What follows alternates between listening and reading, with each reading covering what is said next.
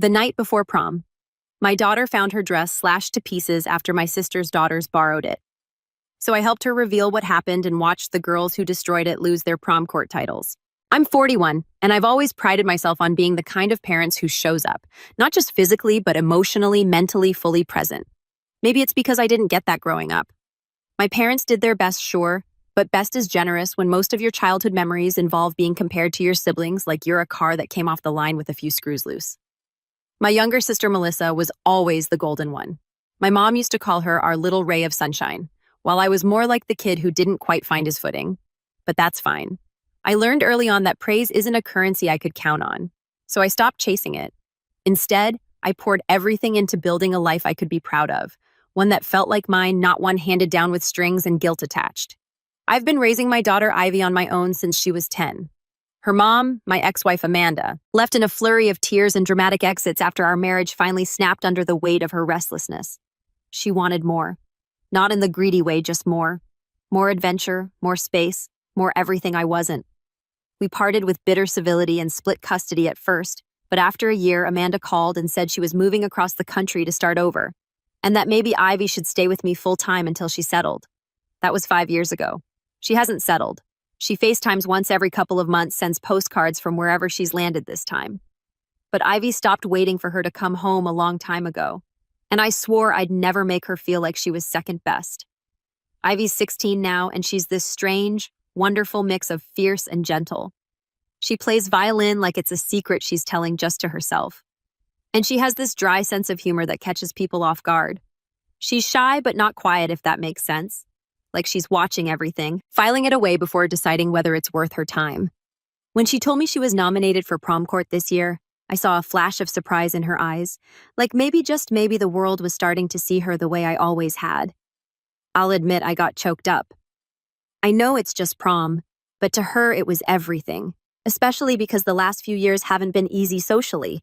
She's never been part of the loud crowd, the ones who post every Starbucks run and spend weekends rehearsing TikTok dances.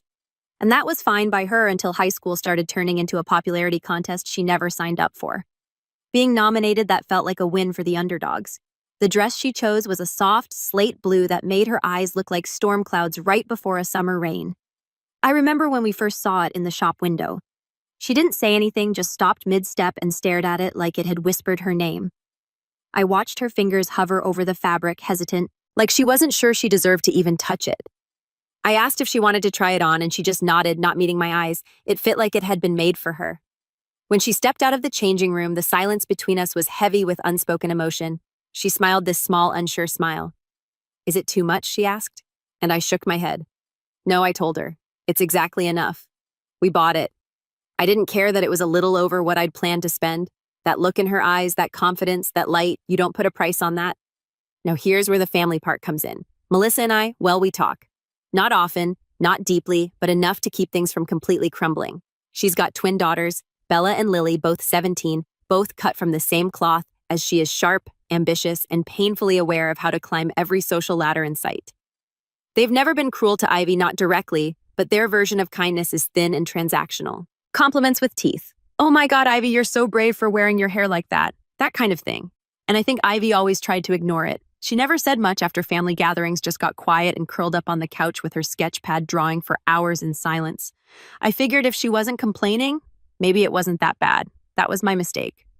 2 weeks before prom, Melissa texted me asking if the girls could stay the night at our place while she and her husband went to some wine tasting weekend upstate. Ivy and I had plans, but I figured we could shift things around. "It'll be good for them to hang out," Melissa wrote. "Bond a little." I should have said no, but I still have that little voice in the back of my head, the one trained to keep the peace to avoid waves, so I agreed. They arrived Friday evening, all lip gloss and giggles, dragging wheeled duffel bags behind them like they were checking into a hotel. Bella gave Ivy a once-over and said, "Cute socks." In that tone, that means the opposite. Lily asked to see her prom dress. Ivy hesitated. "It's not really ready yet," she said. But Bella was already peeking into the garment bag hanging on the back of Ivy's door. "This," she said, pulling it halfway out. "It's nice. Kind of plain, though." Ivy stood, frozen lips pressed into a line. "I like it," she said quietly. And that was the end of that exchange, at least on the surface. That night, I went to bed early. Long week at work, and I trusted the girls to be civil.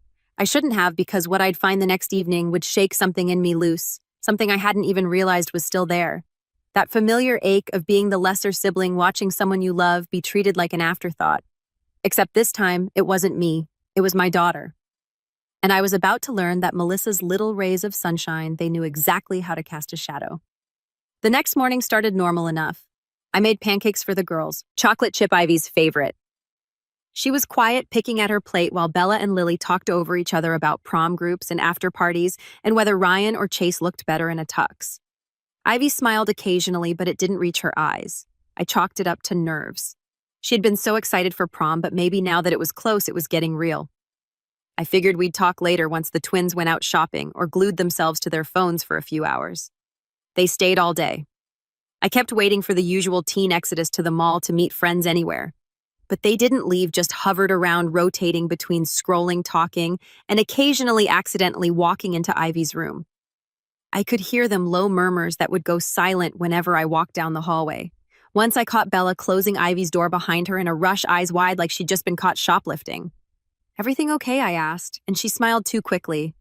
"Yeah, just helping her pick earrings." That didn't sit right, but I told myself to let it go. I didn't want to be the paranoid dad. That evening, Melissa came to pick them up. She floated through the door with the same air she always had, like she was in a hurry but still managing to act like royalty being inconvenienced. "Thanks again for watching them," she said, not even looking up from her phone. "I'm so behind on everything, planning prom photos, coordinating with other moms. It's like a full-time job." I smiled tightly. "They're 17. I'm sure they can pick their own flower arrangements." Melissa laughed, clearly thinking I was joking. Then she turned to Ivy. "You're going with that group from orchestra, right? That girl with the purple hair and what's her name? Joyce?" Ivy nodded. "Jocelyn." "Right. I thought it was so sweet of them to invite you," Melissa said in that sugary tone that dripped with something else. Ivy didn't respond. Her eyes flicked to mine, and there was something there, an almost imperceptible tremble behind her calm. I should have pressed. I didn't. Sunday came and went. Ivy spent most of it in her room. I knocked once, asked if she wanted to go over any last-minute things for prom week, hair appointment rides, corsage, but she just said she had a headache. "I'm fine, Dad," she added, and that should have been my cue. Ivy doesn't dismiss like that. She's quiet, yes, but never cold, not with me. By Wednesday, I'd convinced myself she was just anxious. Her group had rented a limo, and she'd finally gotten the details from Jocelyn that morning. She showed me a photo of her heels, silver, delicate little things with thin straps that I was pretty sure would destroy her feet before she even hit the dance floor. But she was excited again. The light was back just a little. I told myself everything was fine. Friday, the day before prom, was when everything cracked. I came home from work around 6 o'clock, arms full of takeout because I knew she'd be too jittery to eat anything normal. I opened the front door, called out Ivy. I got Ty but was met with silence. Odd. Her bedroom light was on though, so I headed back there, kicking off my shoes in the hallway. And then I heard it, a small broken sound, like a breath caught halfway between a sob and a gasp. I opened her door gently and saw her sitting on the floor in front of her open closet. The dress lay across her lap in pieces, literal pieces. The satin bodice had been torn jaggedly at the seams. One strap was dangling by a thread. The skirt, once a flowing waterfall of pale blue, was slashed right down the center. Threads frayed, fabric mutilated. It didn't look like an accident. This was violent. Ivy was holding one of the sleeves in her hands, her fingers trembling around the ripped edge like she was still trying to understand what she was looking at. "Ivy," I said softly. "What happened?" She looked up at me, eyes red and glassy. "I don't know," she whispered, but it sounded like a lie, not to deceive but to protect. "I found it like this when I got home from school." I stepped closer, crouched down beside her. "Did someone come in here?" She didn't answer right away. Her jaw clenched. "The zipper was caught last week. I took it to Nana's to see if she could fix it." Nana, my mom. Melissa had dropped off some things that day for the girls. I hadn't connected the dots. Ivy hadn't said anything because she didn't want to seem ungrateful. She said she'd drop it back off with Bella and Lily when they came to your place Friday. Ivy said, voice hollow. I stared at the shredded dress in my daughter's lap, the full weight of it settling like concrete in my chest. "Did you say anything to her?" She said she'd make sure they were careful with it. Her voice cracked. She even told me not to get too confident about prom court, that the twins would probably win. That was it, the tipping point. Something primal stirred in me. Not just anger, but this deep, burning rage I hadn't felt in years. The kind that doesn't explode but simmers focused and cold. My daughter, my gentle, quiet, brave daughter, had been targeted. Her confidence, her joy ripped up and scattered like scraps on her bedroom floor. And my sister's girls. They weren't smirking toddlers anymore. They were old enough to know better. Old enough to plan this. I took a breath. Get your shoes on. She blinked. What? We're going to Nana's. Dad, no. I don't want to make a scene. Ivy, I said, meeting her eyes. You didn't ask for this. You didn't do anything wrong. You're not the one making a scene. She hesitated, then nodded. When we pulled into my parents' driveway, the sun was dipping below the trees. Melissa's car was already there. She must have swung by to pick up something. The universe had a cruel sense of timing. Ivy stayed close to my side as we walked up the porch. I rang the doorbell, my heart pounding. Not with nerves, just rage kept carefully in check. My mother opened the door, surprised to see us. Kyle, Ivy. What a surprise. We need to talk, I said. Her smile faltered. Of course, come in. The moment we stepped inside, I heard Bella and Lily laughing from the kitchen. My hands clenched at my sides. I led Ivy to the living room, then turned to my mom. Where's the dress? She blinked. Excuse me. Ivy's prom dress, the one you gave to the twins to bring over. She paused, visibly uncomfortable. Melissa said she'd make sure they were careful. She never got it in one piece, I said, keeping my voice level. It was torn to shreds, deliberately. My mother's face went pale. I'm sure it was an accident. It wasn't. Behind us, the twins appeared in the doorway. They saw Ivy, then me, then the look on my face. Bella's expression didn't change. Lily looked a little nervous, but neither said a word. You girls want to explain? I asked, turning to them. Bella shrugged. It was just a joke. Ivy inhaled sharply beside me. Lily added. We didn't think she'd freak out. She shouldn't be the prettiest anyway, Bella muttered under her breath. It's not fair, that was it. The silence that followed was thick, suffocating. My mother opened her mouth, but no words came. Melissa, finally walking in from the back, froze when she saw us. What's going on? I turned to her slowly. Your daughters destroyed Ivy's prom dress. She laughed. Actually laughed. Oh, come on, Kyle. They're teenagers. Drama over a piece of fabric. Try telling that to her face, I said. Try telling your niece that her only dress, the one she loved, was just drama. Melissa rolled her eyes. Maybe if she had thicker skin. Ivy stepped forward, voice barely above a whisper. Why do you hate me so much? The room fell silent again. My mother looked down. Melissa crossed her arms. And the twins. They didn't say a word. No apology, no remorse, just smirks. That's when I took Ivy's hand. We're done here. Kyle, wait. My mom called out as we turned toward the door. I didn't. Ivy was shaking. Whether from anger or heartbreak or both, I couldn't tell. We got back into the car and for a while we just sat there. Then my phone rang. It was my mother. I let it go to voicemail. Then Melissa. Ignored. And then, 20 minutes later, another call from Mom again. This time I answered because her text beforehand read only one thing. Please don't tell the school. They'll expel them. I answered. She was crying. Kyle, she said, please, please. They made a mistake. They're sorry. They didn't mean it. You can't report this. If the school finds out they're off prom court, they could be expelled.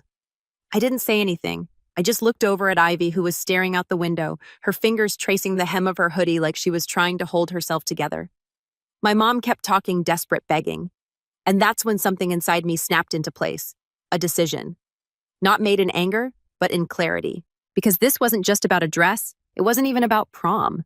This was about the way my daughter had been dismissed, minimized, made to feel like less by a family that should have protected her. So I ended the call with a single sentence. But I won't tell you what I said, not yet. Because what happened next, that's where the real story begins. The days that followed weren't quiet, but they were hollow. Saturday morning came prom day. I woke up early, not because I had plans, but because sleep had become impossible. You know that weird sort of adrenaline hangover you get after a confrontation when you've already yelled, already slammed the metaphorical door, but your body's still vibrating like it missed the memo that it's over? That was me. Ivy hadn't mentioned prom again, not once. She didn't cry. She didn't rage. She just folded in on herself, moved like she was wading through thick fog. I watched her eat cereal with a blank expression, the spoon barely clinking against the bowl. It was the kind of quiet that scared me more than any screaming ever could. When I asked if she wanted to go dress shopping just to see what we could find, she shook her head. It's not worth it, she said. It's just one night. But it's your night. She looked up at me, and the sadness in her face was so heavy it nearly knocked the breath out of me. Not anymore. Ivy spent most of the day in her room with the door half shut, not closed, just ajar. Like she didn't want to fully disappear, but didn't want to be seen either. I gave her space. But the guilt tore at me. I never let those girls stay over. I should have protected her better. Should have said no to my sister. Should have read the signs earlier. Should have, could have, didn't. Around 6 p.m., the exact time Ivy was supposed to be taking photos with her group in the park, I knocked gently. She didn't answer. I opened the door slowly and saw her sitting on her bed, still in her hoodie and sweatpants, scrolling through photos her friends had posted. The limo, the corsages, Jocelyn in a sparkly purple dress, arms thrown around another girl, all teeth and joy. Ivy didn't look away from the screen when she spoke. They look happy. I sat down beside her, unsure of what to say. They miss you. She shrugged. They'll be fine without me. A pause. Then I just wanted to feel like I belonged. That sentence gutted me. It's one thing for your kid to be left out. It's another for them to believe they deserve it. Like some part of them thinks they were never supposed to fit in. I didn't try to fix it. There's no speech for that. No platitude to undo the sting of betrayal. So I just stayed. We didn't talk much. I think I told her a story about how I once showed up to my own middle school dance in a button-up 2 sizes too big and got so nervous I spilled fruit punch on the principal. She cracked a tiny smile. Progress. By Sunday, Ivy was back in motion, if only barely. She still went to school, still did her homework, but there was a change in her posture in the way she moved through the house, like she was bracing herself for something. The prom photos hit the school bulletin board by Tuesday. A friend texted me a picture. Jocelyn and the others had gone without her. They didn't post anything mean, didn't mock her online, but her absence was a presence all its own. A few classmates asked why Ivy hadn't come. Someone started a rumor she was too depressed to show up after not getting nominated. It wasn't true. She had gotten nominated. But after the dress incident, she had withdrawn. Quietly. Without complaint. And high school eats quiet kids alive. Melissa didn't reach out again. Mom did. Twice. The second voicemail she left was tearful, talking about how the school had heard rumors about vandalism, and if someone did report it, the girls might lose their scholarships. Apparently, Lily had applied for a leadership award, and Bella had been offered a spot in a mentorship program. Don't ruin their future, she said over some misunderstanding. Some misunderstanding, like the slashed dress had fallen apart on its own. I didn't respond, but inside something had shifted. See, I thought rock bottom would look like rage, like confrontation and public humiliation and viral justice. But it didn't. It looked like watching your daughter disappear behind her own eyes. It looked like hearing your own mother call your daughter's heartbreak a misunderstanding. It looked like realizing that nothing was going to change unless you made it change. So that's what I did. Not loudly, not at first. I started small. I met with Ivy's school counselor the following week, not to report the twins yet, but to ask about how Ivy was doing socially, mentally, academically. Mrs. Rayburn, the counselor, was warm and observant. She said Ivy was one of the sharpest students in her class, but had started shrinking herself this year. She's got this quiet brilliance, she told me, but lately it feels like she's hiding it. I didn't cry, but I felt something crack. I asked if Ivy could join any end-of-year projects, anything that might give her purpose. Mrs. Rayburn said they were looking for students to help organize the senior art showcase in May. Ivy wasn't a senior, but she was known for her drawing. Maybe she'd be willing to volunteer. I brought it up over dinner. They want me to help, she asked. Fork paused midair. They asked me to ask you. I clarified. It's your choice. She didn't say yes immediately, but 2 days later I saw her pull out her sketch pad again. That was the first piece of light I'd seen in weeks. The second came when I decided to stop avoiding the topic of what had happened. Not to make her relive it, but to reclaim it. I asked her if she wanted to talk to someone, a therapist. She was hesitant, said she didn't want to be dramatic. That word again, as if what happened to her had been her fault for feeling it too deeply. It's not drama, I told her. It's damage, and you don't have to carry it alone. She agreed eventually, quietly, and I found a local therapist with a reputation for working with teens who felt invisible. Ivy started seeing her once a week. After the second session, she said, "It's weird, but good weird." By mid-April, she was sketching dresses again. Not for herself, but for the art show. She created a series called What I Would Have Worn, a collection of abstract fashion designs painted over the outlines of shattered mannequins. Her counselor said it was one of the most moving submissions they'd ever seen. Meanwhile, I began to collect my own information. I didn't want revenge, not the petty kind. Not just exposing Melissa or tanking the girls' reputations. What I wanted was accountability. Not for Ivy's sake, not even for mine, but because what happened was a symptom of something bigger. Entitlement, favoritism, enabling. And the next time I was given the chance to stand in front of that system, I wasn't going to blink. By late April, the school had started looking into anonymous complaints that had been submitted to the Student Integrity Board. Someone had filled out a detailed report about the destruction of personal property by Bella and Lily. Names, dates, descriptions of the dress, a record of the social media posts from that weekend, even screenshots of Bella's Snapchat messages saying things like, if she thinks she's going to be prom queen in that dress, she's delusional. None of that came from Ivy, and none of it came from me directly either. Let's just say I got help. Jocelyn, who had felt awful for not pressing Ivy harder to come that night, had sent Ivy an apology. They'd reconnected. And one night, while on a video call with Ivy, she admitted that Lily had shown off the ripped dress on FaceTime the night before Prom posted about it. Jocelyn had screenshots, backups, texts, evidence. I told her we weren't going to start a war, but if she felt like what happened wasn't okay and she wanted to do something about it, really wanted to, then there were options. She chose her side. I didn't coach her. I didn't have to. Kids may be cruel, but some of them are brave. The investigation was quiet at first, but whispers travel fast in high school hallways. And on the day the art showcase opened, Ivy stood beside her display, dressed not in satin or glitter or anything even remotely prom-like.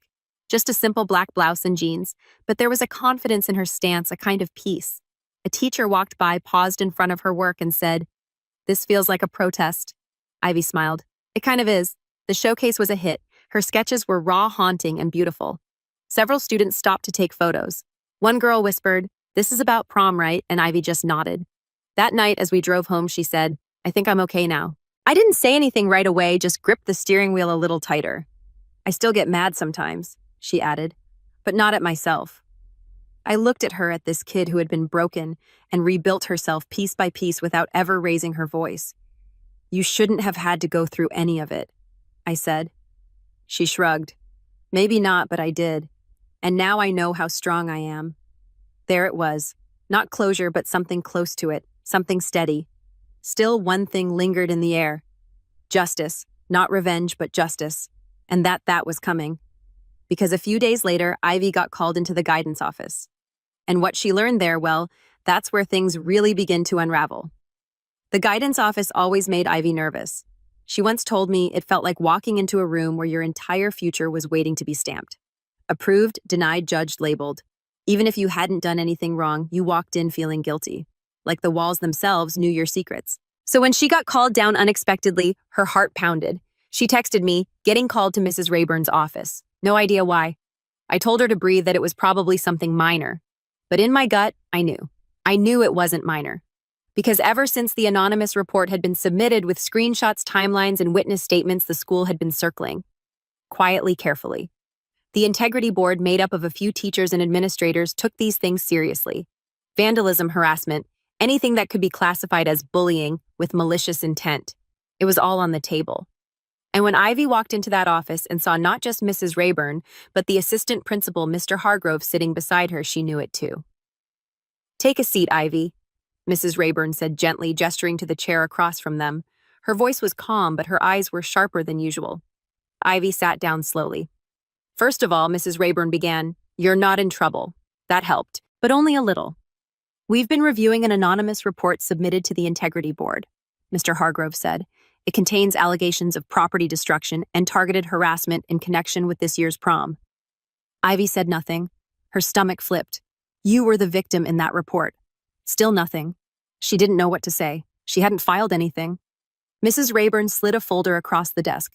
Inside were color printouts, photos of her dress ripped and gutted, screenshots from Snapchat, text messages. Ivy's throat tightened. "We've confirmed the accuracy of these," Mr. Hargrove continued. "Multiple witnesses corroborated what happened, including a student who saw the garment bag being mishandled by Bella and Lily just days before prom." Ivy blinked. "Who?" "We can't give names, but I will say this." Mrs. Rayburn leaned forward, voice softening. "You're not invisible, Ivy. People saw what happened, and some of them finally decided to speak up." Something stirred in her chest. A mix of confusion, disbelief, and something else. Something she hadn't felt in weeks. Relief. "So what happens now?" she asked. "That's partially up to you." Mr. Hargrove folded his hands. "The school board has policies regarding malicious intent and destruction of property. Expulsion is rare, but suspension is not, especially with documented proof. Ivy swallowed. I didn't ask anyone to report it. We know. But if they get suspended, her voice trailed off. Mrs. Rayburn glanced at the assistant principal, then back to Ivy. You don't owe anyone your silence. You didn't make this happen. They did. You can't fix what they broke. All you can do is decide what you're willing to carry and what you're ready to put down. Ivy sat there for a long moment, then nodded just once. I don't want revenge, she said, but I want it to matter. And just like that, the match was struck. Later that evening, she told me everything. We sat at the dining room table, her sketch pad open between us, filled with half-finished designs for the art show. She traced one absent-mindedly as she spoke, the lines getting darker with every pass. They want to suspend them, she said. Maybe pull them from student council and prom court. I didn't interrupt. And they said I can make a statement, not publicly, just for the board, to explain what happened, to explain how it affected me. I looked at her. Do you want to? She hesitated. I think I do. Then she looked up at me. But I want to do it my way. That's when her plan started to take shape. It wasn't a scheme or a trap. Ivy didn't want to humiliate anyone. That's not who she was. But she did want the truth to land where it needed to, hard, undeniably. She wanted the people who ignored her to see her, and to realize just how deeply their silence had cut. She spent the next few nights writing a statement, draft after draft, each one clearer, stronger, more vulnerable. She wasn't just recounting facts, she was opening a vein. Not for pity, but for power. I don't want to tell them what Bella and Lily did. She told me one night, tapping her pen against the table. I want to tell them what it felt like. She read me the first paragraph.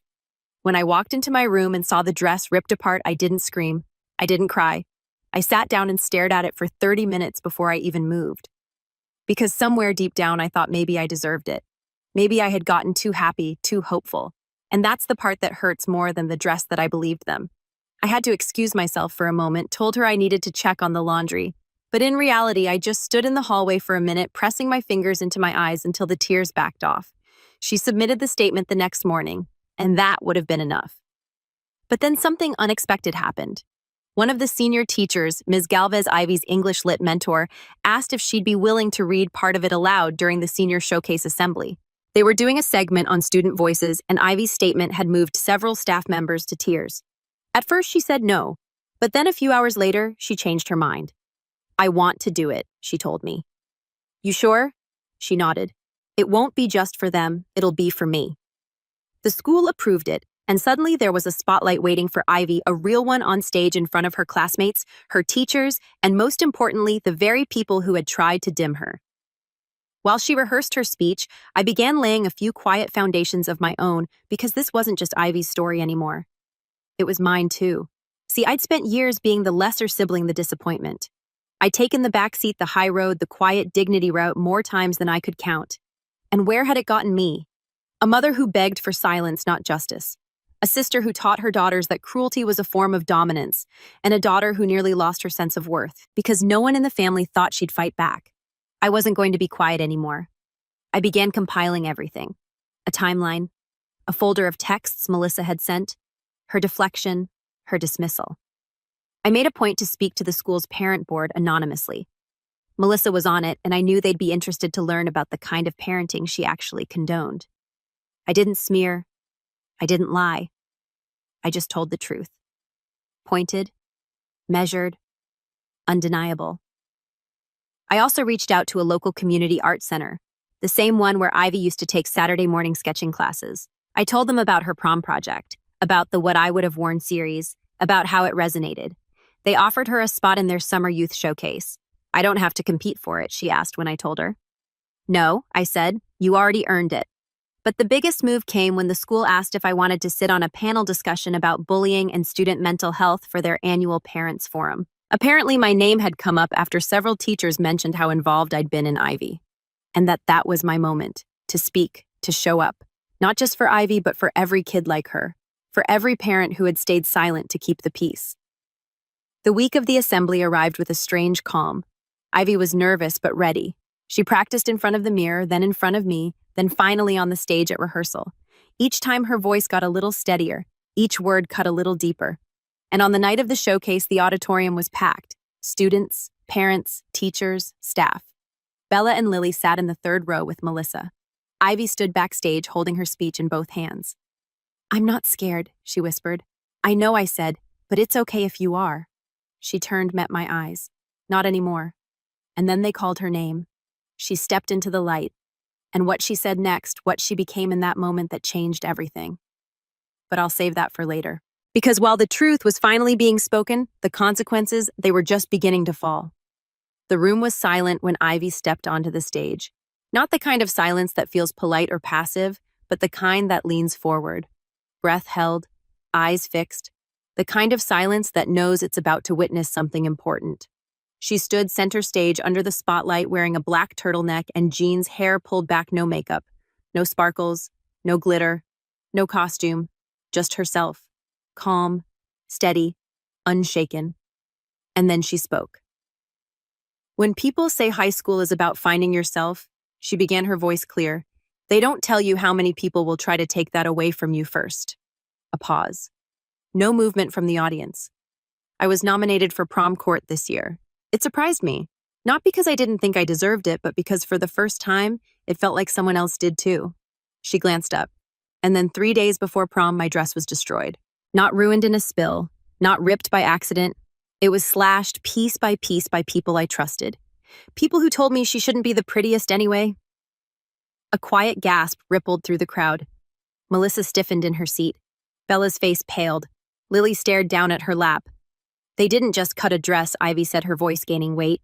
"They cut into who I thought I was, who I thought I could be." Another pause, but I didn't stay down. She stepped slightly forward. Just one small movement, but it felt seismic. Because I realized something. The people who try to dim your light are always the ones afraid of how bright it could get. And they can cut the fabric, they can cut the straps, but they can't cut me. Silence again, then applause. Slow at first. A few teachers, then Jocelyn, then others, then the whole room. Not a standing ovation, but real, honest, earned. Ivy bowed her head once, then stepped back into the wings. I met her just off stage. She looked dazed, but proud. "I said what I needed to," she whispered. "You said it perfectly," I replied. We didn't stick around long after. There was a reception with cookies and lemonade, but Ivy was exhausted, so we ducked out the side door, drove home in the dark windows, cracked cool spring air rolling in. But the fallout that came swiftly.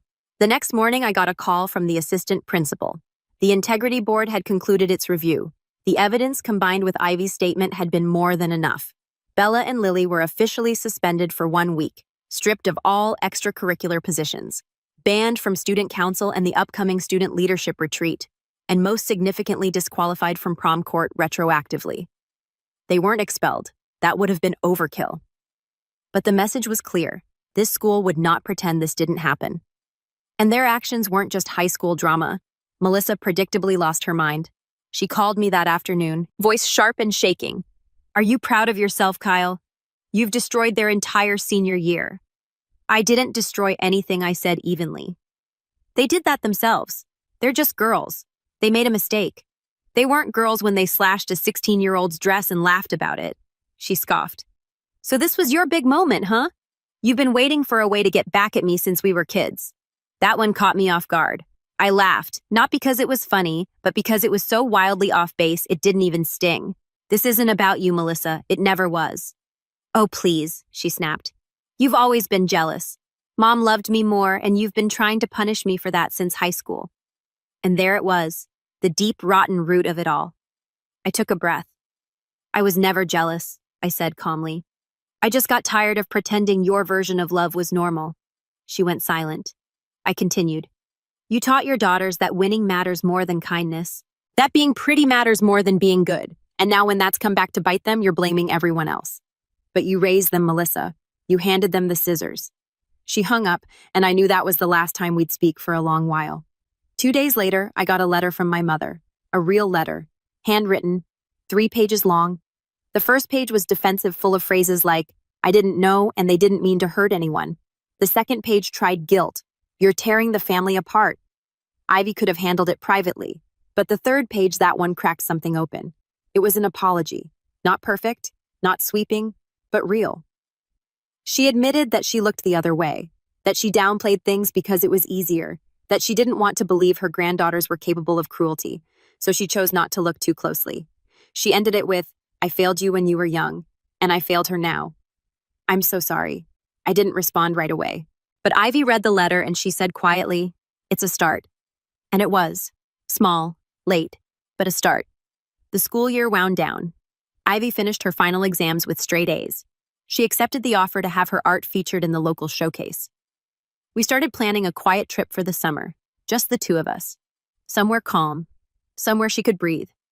Jocelyn and a few other girls invited Ivy out to lunch on the last day of school. They laughed, took new pictures.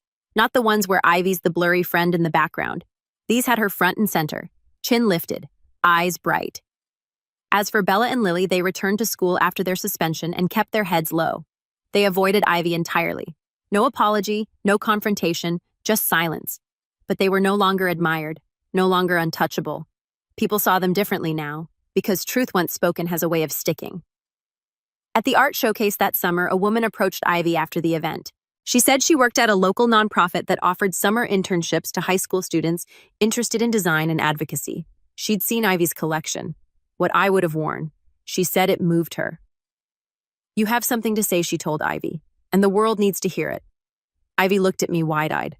"I'll think about it," she said. And I knew she would, because the girl who sat silent on her floor holding a torn dress in her lap was gone. In her place stood someone taller, not in height, in presence. A girl who had been broken and rebuilt herself stronger, sharper, smarter. And I was no longer just the dad trying to make up for his past. I was the man who finally stood up and said enough. We left that night under a sky full of stars. No fanfare, no fireworks, just peace. And as we drove home, Ivy rested her head against the window and whispered something I'll never forget. "They tried to take my night away, Dad, but I got my voice instead, and that was so much better."